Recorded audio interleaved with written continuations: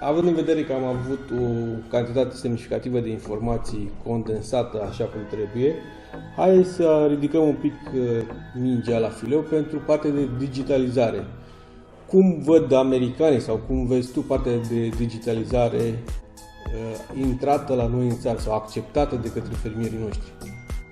De câțiva ani, mai ales prin intermediul celor de la DLG, de la Agriplanta, așa firav încep să-și facă apariția în piața agricolă, în tehnologiile agricole și acest segment de digitalizare, care, din punctul meu de vedere, este foarte important.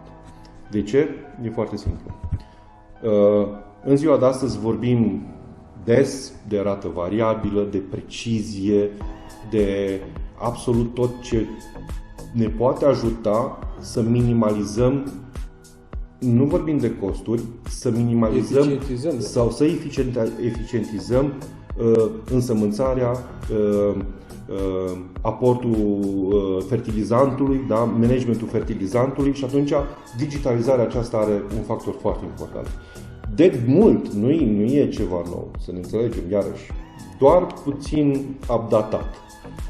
Se folosesc senzori pentru citirea anumitor parametri din sol, se folosesc senzori avem sateliți care ne cartografiază solul. Mai devreme vorbeam de acel moto Last Past Rules, da? Ultima trecere face diferența. De acum 2 ediții sau 3 ediții de Hanovra, Agritechnica, Great Plains a introdus în piață un sistem care se cheamă TrueView. Acest sistem TrueView este un copil... Vedere clară, vedere sinceră. Da, poți să-l traduci așa. Ce face? Acest sistem, practic, se forma din 2 discuri cu 2 brațe ancore, cu o grămadă de senzori, care îți dau informația sau cartografiază solul înaintea însămânțării. Acum, după tine, ce informații ai avea nevoie, să zicem, din sol? Și când? Temperatura și umiditatea, astea sunt principalele lucruri. Apoi, temperatura de afară, să vedem dacă mai avem condiții de îngheț sau nu. Da, corect. Așa. Și apoi să ne rugăm să avem umiditate constantă, soare atunci când este nevoie și tot așa. Dar mai contează foarte mult cantitatea de substanțe chimice din interiorul solului care ajută la stimularea bobului de sămânță în momentul în care are nevoie să se hrănească, plus activitatea microorganismelor din interior. Masa organică. Masa organică. Ok. Great Plains a introdus pe acel echipament de prelucrare finală, cum ar fi Turbomax sau Teramax-ul, acest sistem TrueView, care face exact ce ai zis tu. Citește și raportează date din sol prio însămânțare. Știu, sunt foarte multe la ora actuală pe semănători, pe combine, pe tractoare, tot felul de scanere, tot felul de radare, tot felul. Dar tu folosești acele date peste 4 luni, peste 3 luni sau atunci. Da? În cazul semănătorilor de precizie sunt niște limbuțe cu senzori care merg în moment. Exact. La o viteză, și aici este un calcul matematic, vă rog să mă ajut și tu, la o viteză de 15 km la oră, semănătoarea ta străbate cam... 5-6 metri pe secundă. Bravo, cam așa. Care ar trebui să fie timpul de răspuns și de reacție a unui senzor care îți citește date după ce ai semănat și să-i dea corelat, să-i dea computerului informația, vezi că e prea umed, mai scade cantitatea sau mai crește cantitatea. Aici ne avem nevoie de un procesor și o memorie RAM foarte bună. Deci ajungem în zona IT, unde softul împreună cu tehnologia, cu senzorii respectivi, trebuie foarte bine și lucrează. Armonizați. Lucrează. Ca să lucreze. Doar că răspunsul, feedback-ul este latent. Nu, dimpotrivă.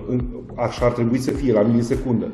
Dar deja sămânța e plasată. Când tu zici, hop, sămânța e deja dusă. Da, corect. Nu mai faci niște schimbări bazându-te pe informații din trecut. Nu, eu vreau să mă bazez pe informațiile de acum. Sau chiar dinainte cu câteva zile. Și atunci, intri cu Turbomax-ul sau Teramax-ul, depinde, sau doar cu echipamentul ăsta, să ai cartografiat solul, știi unde ai umiditate, Asta înseamnă că știi de unde să începi să semeni, că dacă într-un colț al câmpului e ud și în celălalt e uscat, te duci și începi de acolo, mai bine până ajungi aici, așa. Corect. Ai temperatura la sol, în sol, la o adâncime de 10 cm, ceea ce e suficient. Ai masă organică, da? Și conductivitate. Aici sunt niște fotocelule care citesc în funcție de câte masă organică ai în sol, luminoscență.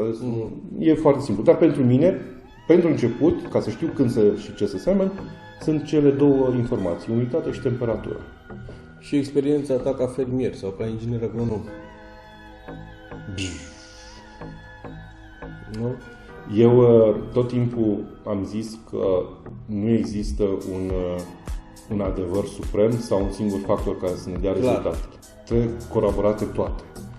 Deci trebuie să ne folosim de tot ce avem, de scanere, de sateliți care sunt free, de laboratoare pe care noi le trimitem, știm exact zona unde ceva nu e în regulă, trimitem laboratorul să verifice, pentru că în funcție de datele primite de laborator, noi putem să facem rețetele pentru rată variabilă. Corect. Și pentru fertilizant și pentru semănțare. Ok? Pentru că avem nevoie. Și dacă tot am făcut legătura, mergem la al doilea sistem digitalizat, să zicem așa, în agricultură, introdus de Great Plains în urmă cu vreo 10 ani. Se cheamă AccuShot System. Este un sistem de dozare precisă a fertilizantului starter lichid la însămânțare.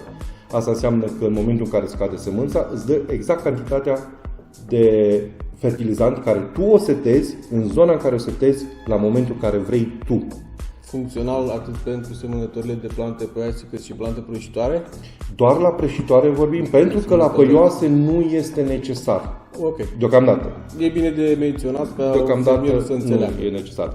Mai e o companie din cadrul grupului nostru, pentru că noi suntem sub umbrela Kubota, care nu de mult a lansat un produs care se cheamă Pudama, cred că zic bine, care acum dozează inclusiv fertilizantul solid. Wow!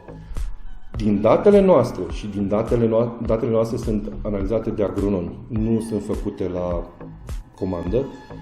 Pe partea de lichid reușim să economisim până la 40% din substanța activă care o dăm în sol. 40%.